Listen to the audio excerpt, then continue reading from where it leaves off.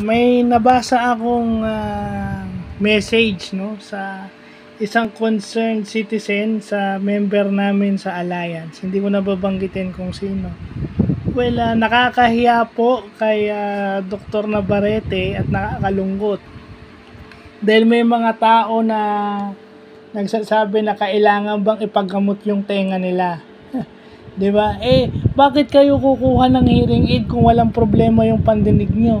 At ang doktor lang, yung mga doktor lang na katulad ni Dr. Navarrete ang pwedeng mag-certify na kailangan nyo ng hearing aid. Nakakahiya po yun, no?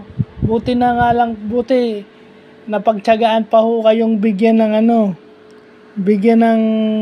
medical certificate para magkaroon kayo ng hearing aid. Alam nyo, kayo yung mga tao na na sigurado ko makatanggap kayo ng hearing aid, yun yung madaling masira.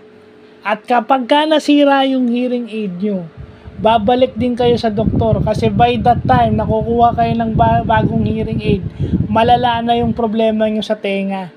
So kumbaga, profound hearing loss na kayo lalo.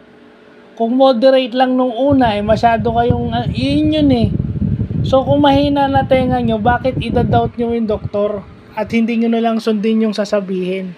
Mas mabuti pa kung chinecheck kayo bago kayo bigyan ng medical certificate. Ako mas gusto ko yun, na chinecheck up muna ako at talagang nakita ako bago ako bigyan ng medical certificate. Kasi kailangan naman talagang tignan yun No?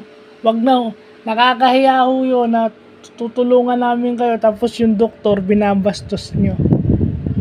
So yun lang po at salamat po.